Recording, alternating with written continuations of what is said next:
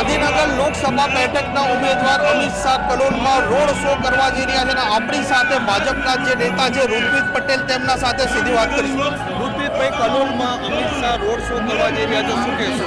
બિલકુલ, થોડી વારમાં માન્ય અમિતભાઈ શાહ સાહેબ અહીંયા પહોંચી રહ્યા છે। એમને આવકારવા માટે સમગ્ર કલોલના 51 ગામડાના લોકો, કલોલના વિવિધ વોર્ડના લોકો અહીંયા પધારી રહ્યા છે। સાહેબને સન્માન આપવા માટે, એમને આશીર્વાદ આપવા માટે, એમનું અભિવાદન ઝીલવા માટે ખૂબ મોટી સંખ્યામાં આજે કલોલના લોકો અહીંયા પહોંચી રહ્યા છે। અમિત શાહ ગૃહમંત્રી છે, ત્રીજી વાર એક તમે ચૂંટણી લડવા પણ જઈ રહ્યા છો, કેટલી લીડ સાથે તેમને આજ સુધી ન મળી હોય એવી સર્વાધિક લીડ સાથે, અને કલોલ વિધાનસભા પણ આજ સુધી ન મળી હોય તેટલી લીડ માન્ય અમિતભાઈ શાહ સાહેબને આપવા જઈ રહ્યું છે। એમાં શંકાને કોઈ સ્થાન નથી।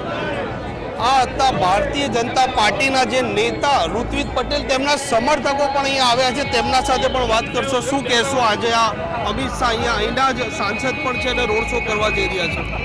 કશું પૂછવા જેવું જ નથી કલોલ માટે। આ વખત ગઈ વખત કરતા વધારે લીડ આવશે કલોલમાં। 70-75 લીડ કલોલમાંથી ઓછામાં ઊંચી આવશે કલોલમાં। આપ શું કહેશો? રોડ શો કરવા જઈ રહ્યા છે અમિત શાહ, શું કહેશો? અમિતભાઈ શાહ કલોલ વિધાનસભાની અંદર સૌ પ્રથમવાર આવી રહ્યા છે જનતાનો આશીર્વાદ લેવા માટે, અને આજે કલોલની અંદર ખૂબ જ ઉત્સાહનો માહોલ છે અને આજે રોડ શો દ્વારા કલોલની અંદર ચૂંટણીનો પ્રચાર કરશે અમિતભાઈ શાહ સાહેબ। એવા કયા મુદ્દા રહેશે જેની ચર્ચા રહેશે, એ મુદ્દાના આધારે તમે લોકો પાસે વોટની માંગણી કરવા જશો? કેન્દ્રની અંદર નરેન્દ્રભાઈ મોદી જેવું નેતૃત્વ હોય એટલે કોઈ મુદ્દા હોય જ નહીં, પરંતુ 2019 થી 2024 સુધીની અંદર જે ભવ્ય રામ મંદિર બનાવવાની વાત હોય યા 370 કલમ હટાવવાની વાત હોય, એની અંદર ભારતીય જનતા પાર્ટીના શીર્ષક નેતૃત્વએ ખૂબ પ્રયાસ કરીને જેમણે પ્રજાને જે વચનો આપેલા એ પૂર્ણ કર્યા છે। એટલે અમને અને વિકાસના કામ તો ખરા જ, એટલે પ્રજા વચ્ચે જવાની અંદર અમને કોઈ વાંધો નથી। બહુમતીથી અમે આ ગાંધીનગર લોકસભા 11,111 માંથી અમે જીતવાના છીએ। કેટલાક મહિલા સમર્થકો છે તે પણ અહીંને ઊભા છે, તેમના સાથે જ વાત કરીશું। શું કહેશું આજે? મારું નામ પટેલ રીટાબેન પટેલ છે। કલોલ શહેર મહામંત્રી અમિત શાહ સાહેબ આવવાના છે, એના માટે અમે ખૂબ ઉત્સાહી છીએ। અમે જે ટાર્ગેટ ધાર્યો તો એનાથી વિશેષ અમારા જનસંઘ બધા આવી ગયા છે અને બહુ જ મોટી લીડથી અમિતભાઈ સાહેબ જીતશે એવી અમને બધાને અમને બહુ આનંદ છે। અને કલોલમાં જે અમે નહોતું વિચાર્યું એવો મહેરામણ ઉમટી પડ્યો છે, એના માટે અમે બહુ ખુશ છીએ। એવા કયા મુદ્દા હશે જે મુદ્દાને લઈને તમે વોટ માંગવા જશો? કયા એવા મુદ્દા હશે ગાંધીનગર મત વિસ્તાર?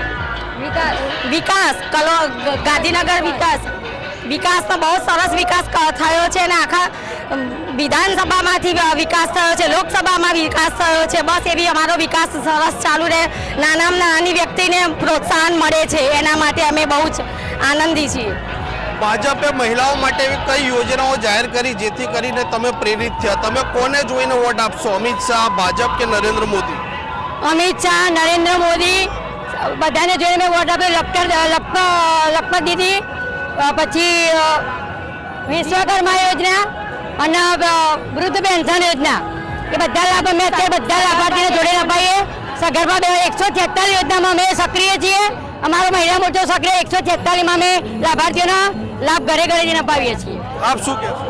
મહિલાઓ વિશે કહેવું છે કે અત્યાર સુધી મહિલાઓ સુધીનો વિચાર કોઈ પણ રાજકીય ક્ષેત્રે કોઈ કર્યો નહોતો। મોદી સાહેબે મહિલાઓ વિશે ઘણું બધું કર્યું, એટલે મહિલાઓએ ચૂંટણીથી માંડી ચૂલા સુધી બધી જ યોજનાઓ, જ્યારે બાળક સભરગમાં બેન બાળક પેટમાં હોય છે ત્યારથી માંડીને સ્ત્રી જ્યારે મૃત્યુ પામે છે તેની પેન્શન યોજના સુધીની યોજનાઓ કરી છે।